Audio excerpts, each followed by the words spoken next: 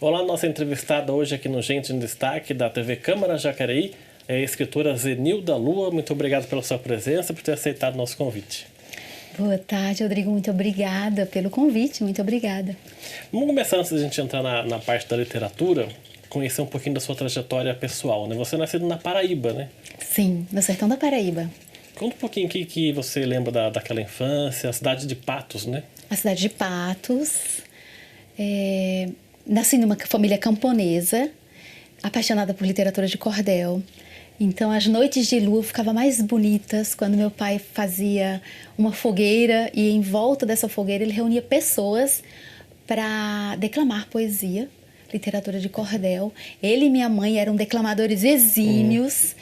E ali, nos primeiros anos da minha existência, eu já estava inserida nesse processo de literatura de cordel, de declamações poéticas, né, de embates poéticos, que existe muito na minha região, né, os repentistas que fazem aqueles embates poéticos.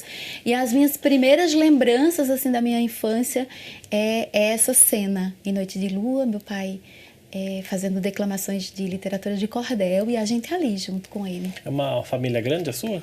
Eu sou mais velha de 6 filhos, são sete filhos, 7 né? filhos?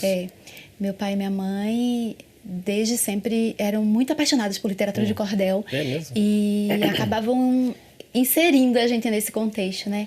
Incentivando a gente a também gostar desse gênero literário que é bastante conhecido e importante no Nordeste. Quer dizer, você não tinha como escapar, né? Não tive escape. Fui pega nos primeiros anos nesse processo. E foi dádiva, assim. Eu costumo dizer que foi uma bênção ter nascido nessa família com essa predisposição para poesia e para literatura, né? Como é que era a cidade de Patos? Que lembranças que você tem da cidade? A cidade de Patos é uma cidade onde costumam dizer que tem um sol para cada pessoa. Pensa numa cidade quente. É uma cidade que chama-se a Morada do Sol. É minha cidade, eu volto para lá quase todos os anos. Tenho bons amigos, minha família toda está lá. Minha mãe, meus irmãos, meus primos, minhas tias, todo mundo está lá. Então, as lembranças que eu tenho de Patos é quando nós não tínhamos uma biblioteca, mas tínhamos um ponto de cultura. E eu ia nesse ponto de cultura toda semana emprestar livros, né, fazendo declamações nas escolas, nas feiras de literatura nas escolas. Então, é uma cidade que tem referências assim, afetivas muito importantes para a minha vida. Muitas pessoas queridas, né, pessoas simples, mas também com o sonho de literatura, de escrita, de poesia, enfim. Uma cidade que está na minha vida, assim, cotidianamente. Lá estão suas raízes, né? Total, né? Eu costumo dizer que o melhor de mim tá lá, né? As minhas primeiras referências literárias, as minhas primeiras referências afetivas, né? Os meus primeiros desamparos e angústias, mas também muita alegria. E o seu pai fazia o que lá? Meu pai era um camponês apaixonado por literatura de cordel, como eu já te disse, né? Ele trabalhava na terra mesmo, agricultor, né? Plantava suas coisinhas. A gente ainda tem um pedacinho de terra lá, uma barragem. Então, meu pai fazia plantações, né? E ele aposentou também porque ele sofria com uma questão de saúde e, por invalidez, ele aposentou mais cedo. E minha mãe está lá até hoje. E você fica lá até quando? Eu fico lá na Paraíba até 22 anos, né? Porque o que acontece? Como que eu vim parar, né, no Vale do Paraíba? O que essa paraibana veio fazer no Vale do Paraíba, né? Eu tive, como eu digo, a sorte de nascer nessa família apaixonada por poesia, por literatura de cordel. Na minha comunidade tinha muitas pessoas que não tinham acesso à alfabetização. Eu comecei escrevendo cartas muito cedo. Muito cedo, assim, com 8, 9 anos eu já escrevia cartas por encomenda para aquela comunidade do sítio Trincheiras, na zona rural. Para pessoas que não sabiam escrever? Para pessoas que não sabiam escrever. Familiares... Igual a Fernanda Montenegro fazia no Central do Brasil.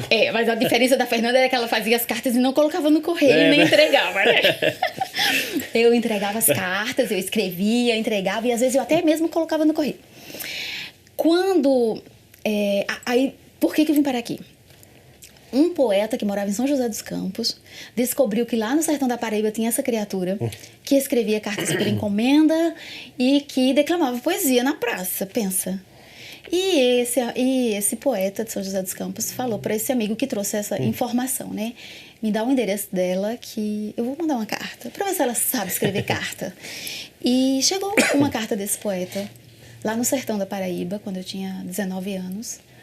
Eu respondi a carta, e aí começou uma correspondência semanal, a gente se correspondia toda semana. Ele escrevia muito bem, né? Também muito devotado à poesia e à literatura, às artes. Reginaldo, poeta. Essa correspondência durou 7 meses, até que ele pegou uma Itapemirim da vida e foi bater lá em Patos. Foi lá encontrar você lá. Foi me encontrar lá em Patos. E aí começou, né? Se já tinha um fuzuê, aumentou esse fuzuê. E foi um apaixonamento, né? Foi por conta dessa paixão que eu vim parar no Vale do Paraíba. É mesmo? A gente se apaixona, começa a namorar. E 2 anos e 4 meses de namoro, aí a gente decidiu casar. Aí eu vim pra cá. E essa vinda pra cá, você estranhou a cidade? Demais, demais. Era totalmente diferente pra minha vida, Rodrigo. Eu vinha da terra mais quente, né?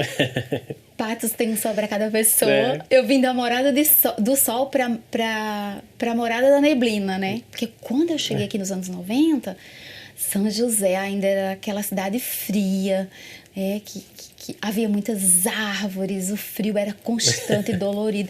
Então eu senti muita diferença quando eu cheguei aqui. Foi um tempo bem difícil, mas também muito acolhedor, porque eu já tinha esse contato com a literatura, né? Fui muito bem acolhida.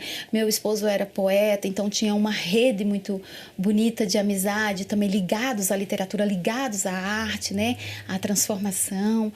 E foi bênção tudo. Quer dizer, nesse ambiente da literatura, você não estranhou tanto quanto...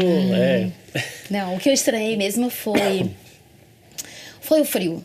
De verdade, de tudo que eu mais estranhei foi o clima, né? Era a temperatura, as temperaturas muito baixas, né? Eu acostumado com vestido floral e chinelinho de couro. Aí chego aqui, tenho que calçar luva, tenho que calçar bota, tenho que andar de cachecol. Eu não tinha nada desses acessórios, né? Então, assim, foi uma diferença imensa, assim, no início.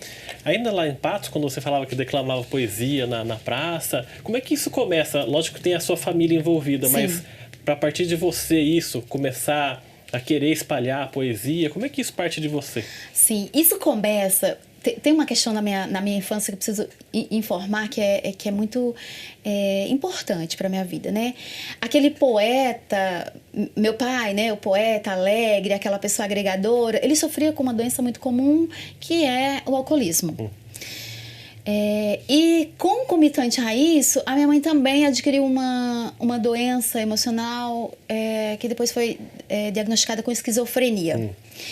E aí, numa dessas aulas, né, as pessoas conheciam minha família, tudo, pediram para que eu fizesse uma atividade falando sobre sentimentalidade, sobre sentimentos, saudade, alegria, desejos, enfim.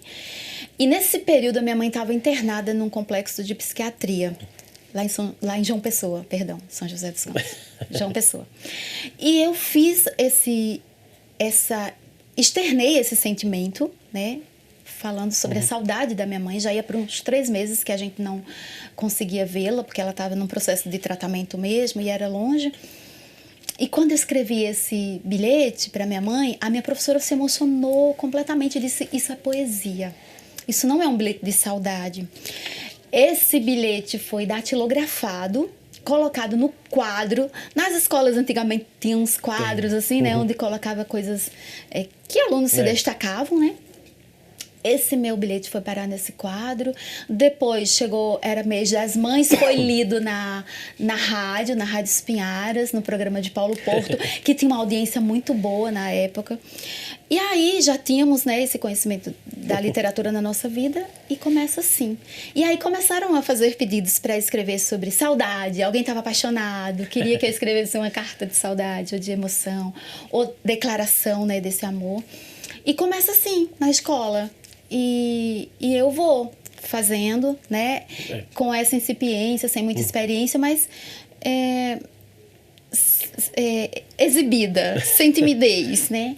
E aí começa assim, né? E aí eu fui convidada para fazer declamações em quermesses, em aniversários de família, em celebrações ecumênicas, né? Que aí quando um chama, não para mais, né? E isso era lido na rádio, né? A gente tinha essa possibilidade. Então, nossa, quero um também. Era Dia dos Pais. Enilda, faz um poema para os pais, faz um poema para os Dias das Mães, né? Faz um poema para aniversário da cidade. E assim foi.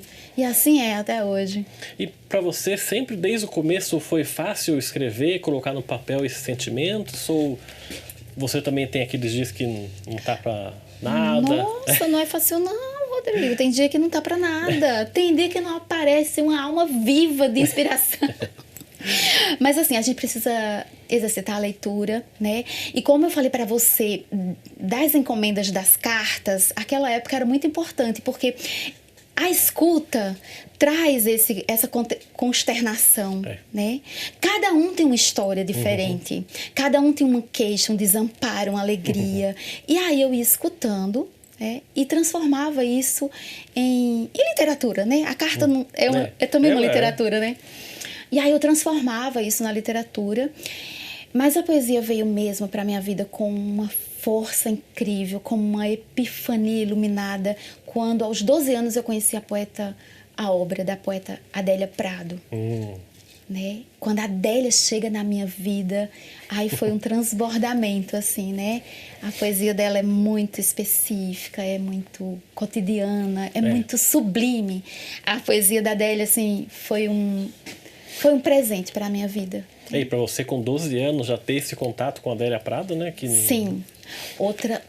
Outra bênção. Meu tio, que trabalhava fora da região, mas já sabia dessa minha inclinação para a poesia, um dia ele chega lá no Sítio Trincheira e diz: tome um livro.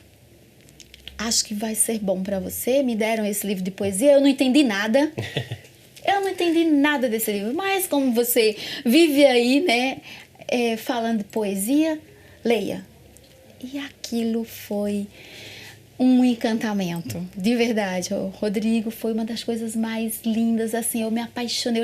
Eu li esse livro numa tarde e tudo que eu tinha escrito e lido era diferente do que a Adélia apresentava, né? E aí foi assim, esse livro começa... Né, a minha inserção na escrita começa assim. A Adélia Prado foi essa mudança de chave, né? Foi Total, porque eu tinha acesso... Tô falando demais, né? Não, tá ótimo. Porque eu tinha acesso aos poetas que faziam rimas, né? É uma poesia mais melódica, é uma poesia que traz a cestilha, a redondilha, porque a literatura de cordel é isso, né?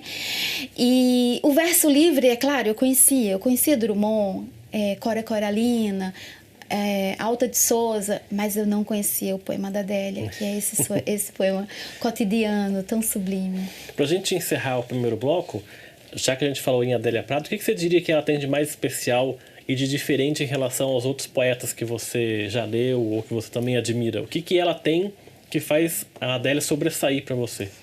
E o cotidiano, né? A Adélia fala das coisas que estão no dia a dia, que às vezes a gente não percebe. E tudo ela transforma em poesia. Uma formiga andando em cima da mesa, ela transforma em poesia. Né? Uma linha dourada em um canto sombrio, ela transforma em poesia. Então, ela é muito poeta. Assim, a Adélia, ela diz que a poesia é o rastro de Deus minimizando a agrura do mundo. Então, ela vê poesia em tudo. E isso me traz, né, esse alento e esse acesso. E tem algum livro dela em especial que mais te... O Bagagem. O primeiro livro dela é o Bagagem. Se bem que eu tenho quase todos, né? Eu fui consumindo a Adélia Prado sem moderação. Mas o Bagagem, que é o primeiro livro da Adélia, ela escreveu com mais de 40 anos, esse livro, é o que me trouxe, né, a luz, que jogou luz nessa poesia adormecida que eu não conhecia. Tá certo, a gente vai fazer então o nosso primeiro intervalo aqui. O Gente em Destaque volta daqui a pouco. Até já.